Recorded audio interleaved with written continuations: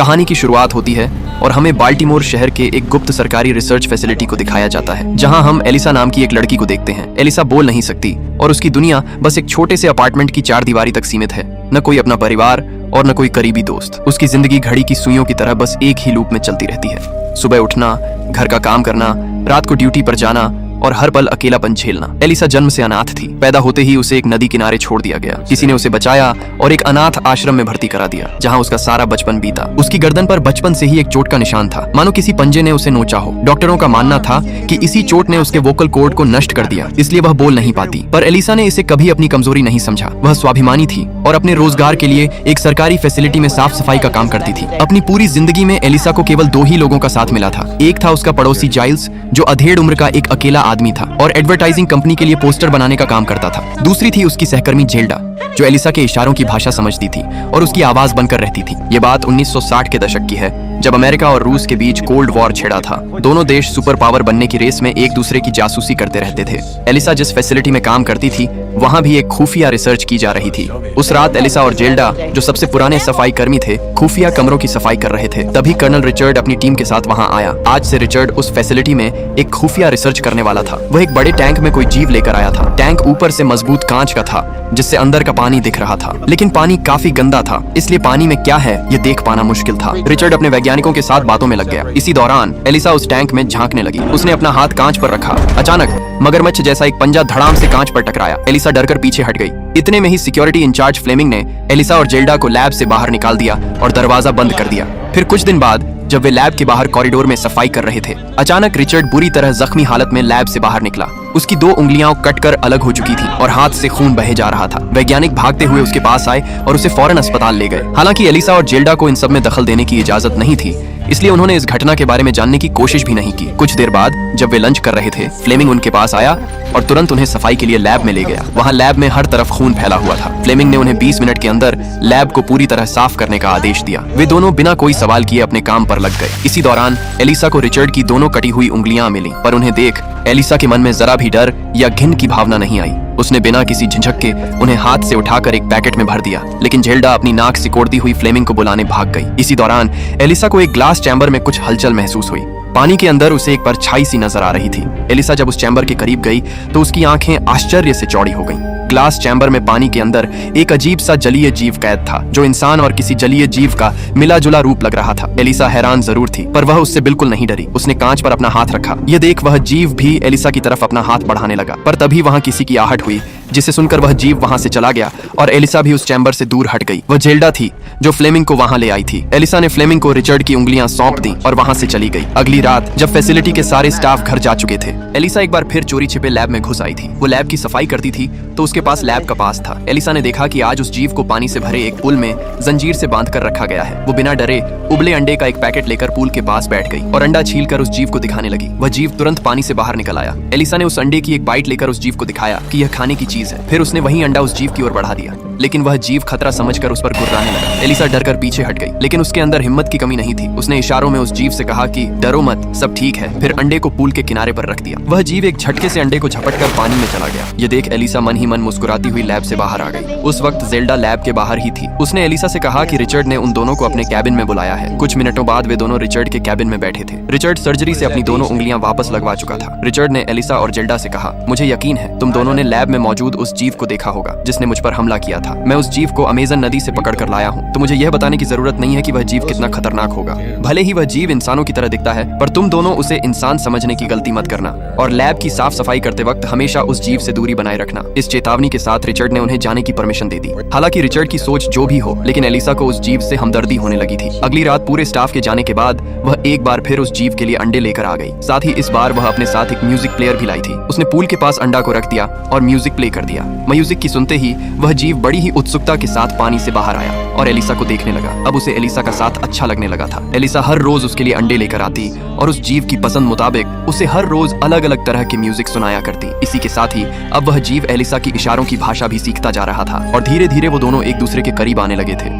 इसी दौरान एक दिन फैसिलिटी के चीफ साइंटिस्ट रॉबर्ट ने एलिसा को उस जीव के साथ देख लिया। अब तक तो रिचर्ड और बाकी वैज्ञानिक उस जीव को केवल एक मूर्ख जानवर ही समझ रहे थे, लेकिन एलिसा और उस जीव को एक दूसरे से इशारों में बात करते देख रॉबर्ट को समझ आया कि यह जीव काफी इंटेलिजेंट है। हालांकि रॉबर्ट ने रिचर्ड को इस बारे में कुछ नहीं बताया और अगली सुबह वो एक सुनसान जगह पर किसी से मिलने पहुंच गया। कुछ समय बाद एक कार वहां आकर रुकी। कार में मौजूद आदमी ने रॉबर्ट से एक पासवर्ड मांगा और पासवर्ड मैच होने पर वह उसे एक रेस्टोरेंट के किचन में ले गए, जहां रॉबर्ट की मुलाकात दो रूसी आदमियों से हुई। तभी उन्होंने रॉबर्ट को दिमित्री कहकर पुकारा, जो कि एक रूसी नाम था। असल में रॉबर्ट एक रूसी जासूस था जो कई सालों से नाम बदलकर अमेरिकियों की जासूसी कर रहा था। वे दो रूसी आदमी रॉबर्ट के साथी थे जिन्हें रॉबर्ट उस जीव की इंफॉर्मेशन देने आया था। रॉबर्ट ने उन्हें उस जीव के बारे में अब तक मिली सारी जानकारी दी और बताया कि वह जीव इशारों की भाषा और संगीत को समझ सकता है। रॉबर्ट को यकीन था कि वह जीव इंटेलिजेंट भी होगा और अगर ऐसा हुआ तो अमेरिका के हाथ एक ताकतवर हथियार लग जाएगा। इसलिए रॉबर्ट ने अपने साथियों से जल्द उस जीव को चुराकर अपने देश ले जाने को कहा और वहां से निकल गया। फिर उसी रात फैसिलिटी में एलिसा एक बार फिर चोरी छिपे उस जीव के लिए अंडे लेकर आई। तभी उसने देखा कि वह जीव बहुत ज्यादा घायल हो चुका था। आज उस जीव को पानी से बाहर जंजीर से बांध कर रखा गया था और उसे बहुत ही बुरी तरह से टॉर्चर किया गया था। एलिसा उसे देख बेचैन हो उठी। तभी बाहर से किसी के आने की आहट आई, जिसे सुनकर एलिसा एक कोने में छुप गई। इतने में ही रिचर्ड एयरफोर्स के जनरल फ्रैंक को उस लैब में लेकर आया। असल में वह रिचर्ड ही था जिसने उस बेचारे बेजुबान जीव को इस हद तक टॉर्चर किया था कि वह जीव उठने की हालत में भी नहीं था। दरअसल रिचर्ड को लगता था कि उस जीव में कोई जादुई शक्ति है जिसकी मदद से उनका देश शीत युद्ध में रूस से आगे निकल सकता है। इसलिए रिचर्ड उस जीव को टॉर्चर कर रहा था ताकि वह अपनी पावर्स दिखाए। वहीं जनरल पहली बार उस जीव को देख रहा था। वो हैरान होते हुए रिचर्ड से पूछता है कि आखिर यह जीव है क्या चीज। इस पर रिचर्ड ने बताया, इसे हमने अमेज़न नदी से पकड़ा है। वहाँ के स्थानीय लोग इसे भगवान मानते हैं और इसकी पूजा करते हैं। यह सुनकर जनरल ने कहा, माना कि यह जीव अनोखा है, लेकिन यह तो किसी भी तरह से भगवान नहीं लगता। इस पर रिचर्ड ने कहा, अब तो मुझे भी यही लग रहा है। वैसे भी वह जंगली लोग बेवकूफ हैं। वह नदी में फल और फूल फेंककर इस जीव को भेंट चढ़ाते थे। खैर, मैंने इस पर काफी जोर आजमाया है ताकि देख सकूं कि इसमें कोई खास शक्ति है या नहीं। इसी बीच रॉबर्ट वहां पहुंचा। उसने रिचर्ड से पूछा, आपने इस बेजुबान जीव के साथ क्या किया? रिचर्ड जवाब देते हुए कहता है, ज्यादा भावुक होने की जरूरत नहीं, मैं तो बस इस जानवर की खूबी देख रहा था, लेकिन यह तो किसी काम का नहीं निकला। रॉबर्ट कहता है कि आप कैसे कह सकते हैं कि यह जीव किसी काम का नहीं है? यह जीव पानी और जमीन दोनों में सांस ले सकता है और हो सकता है कि यह खुले अंतरिक्ष में भी जीवित रह सके। जरा सोचिए, अगर हम इसे अंतरिक्ष में भेज पाए तो हम विज्ञान में रूस से आगे निकल सकते हैं। रॉबर्ट उस जीव को जिंदा रखकर उस पर स्टडी करने के लिए कह रहा था, लेकिन रिचर्ड और जनरल उस जीव की चीर फाड़ करके यह पता लगाना चाहते थे कि वह पानी और जमीन दोनों जगह कैसे सांस लेता है। ये सब सुनकर वहाँ पीछे छुपी हुई एलिसा तड़प उठी। वहीं रॉबर्ट ने भी इस बात पर दुख जताते हुए कहा, आपको बेवजह इस जीव को मारने का कोई हक नहीं है। इस पर जनरल ने रॉबर्ट से छिड़कर कहा, मेरी वर्दी में यह स्टार देख रहा है, इनका मतलब है कि मैं जो चाहूँ वह कर सकता हूँ। ये कहकर जनरल रिचर्ड के साथ वहाँ से निकल गया। सारे लोगों के लैब से जाते ही एलिसा भी बाहर आ गई। वह किसी भी हालत में उस जीव को मरने नहीं देना चाहती थी। शिफ्ट खत्म होने के बाद जब वह घर लौटी तो उसने अपने दोस्त जाइल्स को उस जीव के बारे में बताया और यह भी बताया कि रिचर्ड और उसके साथी उस जीव को मारने की तैयारी में हैं। वह जाइल्स से रिक्वेस्ट करने लगी कि उन्हें किसी भी तरह उस जीव को बचाना होगा। जाइल्स को लग रहा था कि शायद एलिसा किसी आम मछली या जलीय जीव की बात कर रही है, लेकिन एलिसा ने उसे इशारों में समझाया, भले ही वह जीव बेजुबान है पर वह एक इंसान की तरह चीजों को सोच और समझ सकता है। वह मुझे अपना दोस्त मानता है और मुझे देखकर अपने सारे दुख दर्द भूल जाता है। मुझे पहली बार कोई ऐसा मिला है जिसे मुझ में कोई कमियां नहीं दिखती, इसीलिए मैं उसे किसी भी हाल में बचाना चाहती हूँ। इस पर जाइल्स ने भी एलिसा के अंदर उस जीव के लिए छुपे प्यार को महसूस किया और उसकी मदद करने के लिए राजी हो गया। इसी दौरान दूसरी ओर रॉबर्ट एक बार फिर अपने रूसी साथियों से मिला। इस बार उसके साथियों ने उसे एक डिवाइस और एक इंजेक्शन सौंपते हुए कहा, उस जीव को चुराकर हमारे देश में ले जाना नामुमकिन है, इसलिए हमने फैसला किया है कि हम उसे खत्म कर देंगे, क्योंकि अगर हम उसका फायदा न उठा पाए तो अमेरिकन को भी नहीं उठाने देंगे। तुम ये डिवाइस फैसिलिटी के फ्यूज बॉक्स में लगा देना, ये 5 मिनट के लिए सारे कैमरे और बिजली को बंद कर देगा। फैसिलिटी में जब अंधेरा होगा तो तुम ये इंजेक्शन लगाकर उस जीव को खत्म कर देना। रॉबर्ट अपने देश के प्रति वफादार तो था, लेकिन अपने साथियों के इस फैसले से वह काफी निराश हुआ। अगली सुबह ही रिचर्ड उस जीव का चीर फाड़ करवाने वाला था। रॉबर्ट को समझ नहीं आ रहा था कि वह उसे कैसे बचाए। दूसरी ओर एलिसा ने जाइल्स के साथ मिलकर एक प्लान बनाया। वे रात के समय उस जीव को लॉन्ड्री वाली गाड़ी में डालकर फैसिलिटी से भगाने वाले थे। इसके लिए जाइल्स ने अपने वैन पर उस लॉन्ड्री कंपनी का नाम पेंट कर दिया जो फैसिलिटी में गंदे कपड़े लेने आती थी। साथ ही उसने अपनी कला की बदौलत फैसिलिटी के स्टाफ की एक नकली आईडी भी बना ली। एलिसा ने जाइल्स से कहा कि उसे ठीक 5 बजे वैन लेकर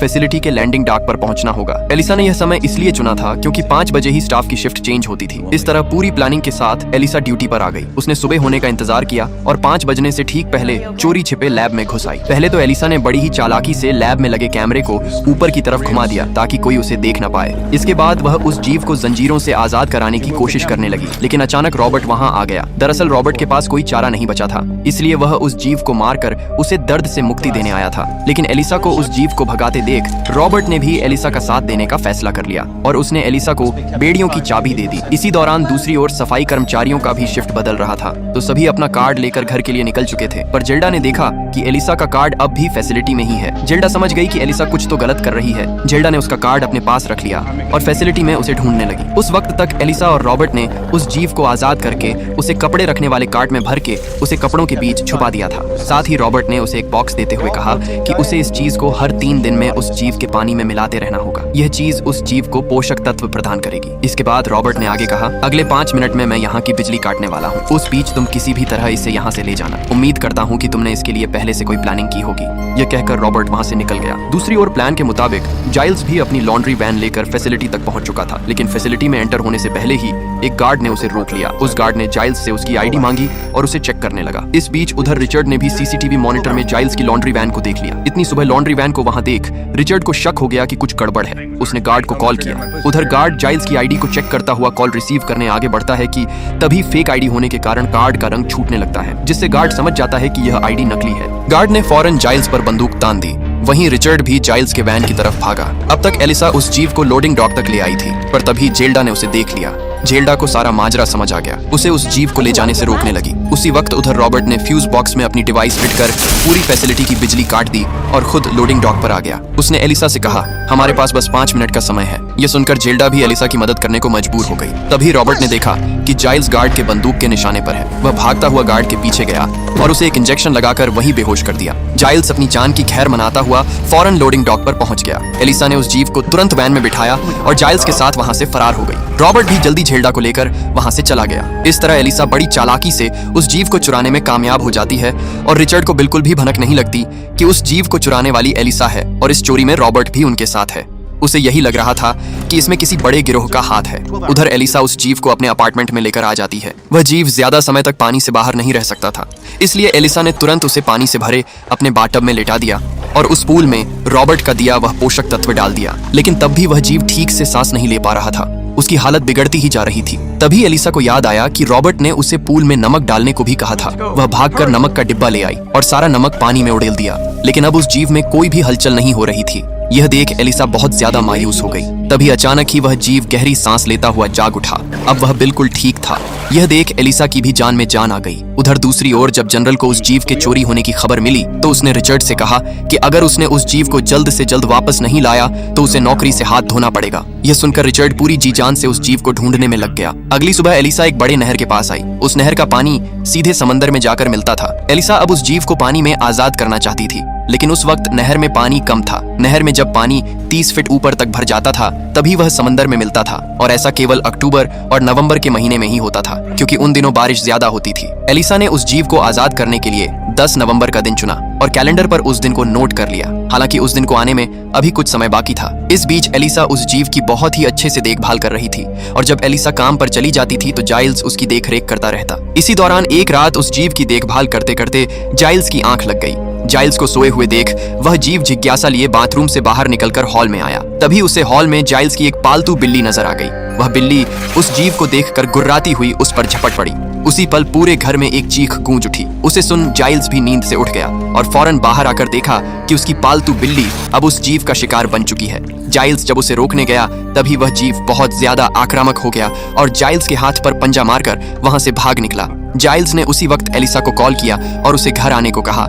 जाइल्स का खून बहता देख एलिसा परेशान हो गई, पर जाइल्स ने उसे समझाया कि उस जीव ने बस डर के कारण उस पर हमला किया था। जाइल्स ने एलिसा को तुरंत उस जीव को ढूंढने भेज दिया। एलिसा उसे ढूंढती हुई जब बाहर आई तो देखा कि उसके अपार्टमेंट की निचली मंजिल में मौजूद थिएटर के दरवाजे पर खून से निशान बने हैं। एलिसा समझ गई कि वह जीव थिएटर में ही गया है। वह जब थिएटर में आई तो देखती है कि वो जीव बड़ी हैरानी से मूवी देख रहा है। अच्छी बात यह थी कि इस वक्त थिएटर बिल्कुल खाली था, इसीलिए उस जीव को किसी और ने नहीं देखा। एलिसा उस जीव को शांत करके घर वापस ले आती है और वापस लौटकर एलिसा जाइल्स की मरहम पट्टी करने लगती है। इसी दौरान वह जीव जाइल्स के पास आया और उसने अपना हाथ जाइल्स के सिर पर रखा और जाइल्स का हाथ अपने सिर पर। तभी उस जीव के शरीर से नीली रोशनी सी निकलने लगी। जाइल्स उसे देख हैरान रह गया। फिर उस जीव ने जाइल्स के जख्म पर अपना हाथ रखा। जाइल्स समझ गया कि उस जीव को अपने किए का पछतावा है। उसे लगा कि शायद यह उस जीव के माफी मांगने का तरीका होगा। जाइल्स ने उस जीव को माफ कर दिया और अपने जख्म पर पट्टी लगा ली। अब धीरे धीरे वह जीव इंसानी भावनाओं को भी समझने लगा था। उसे एलिसा से प्यार हो गया था और एलिसा भी उसे चाहने लगी थी।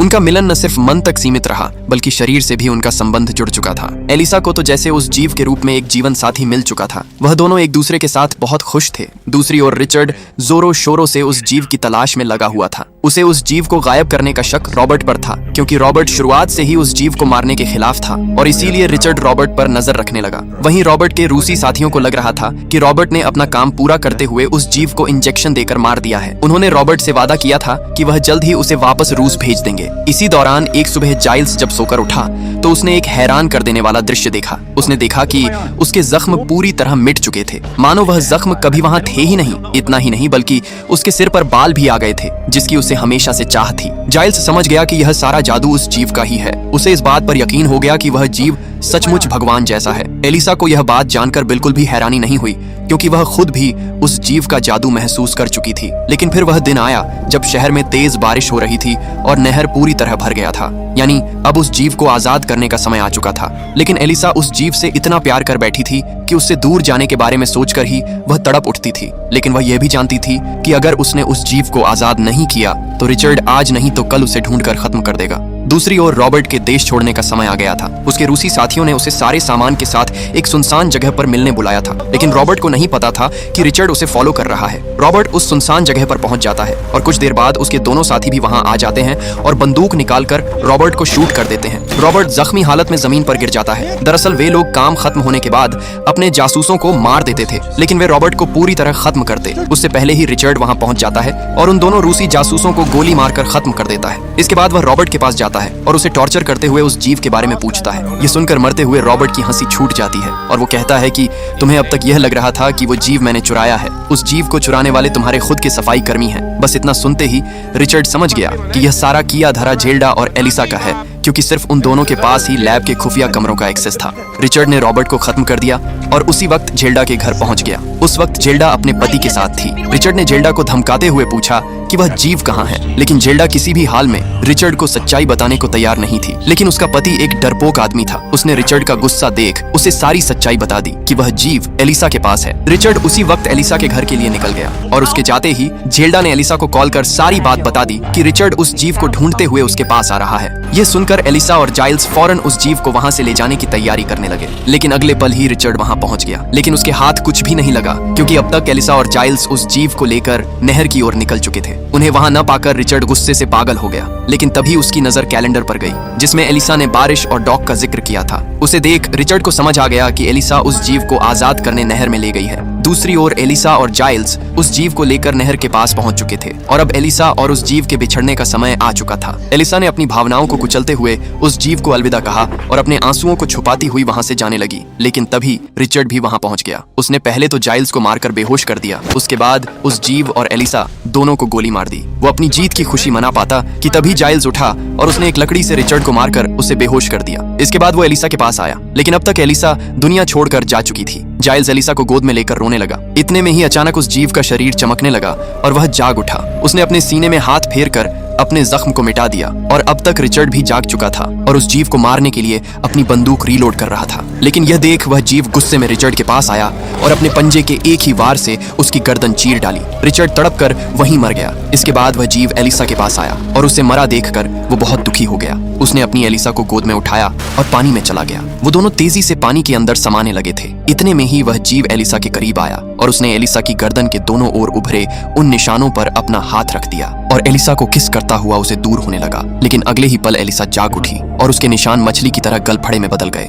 एलिसा अब उन गलफड़ों की मदद से पानी में सांस ले पा रही थी। उन दोनों ने एक दूसरे को बाहों में भर लिया और समंदर की गहराइयों में खो गए और इसी खूबसूरत मिलन के साथ यह कहानी यहीं समाप्त हो जाती है।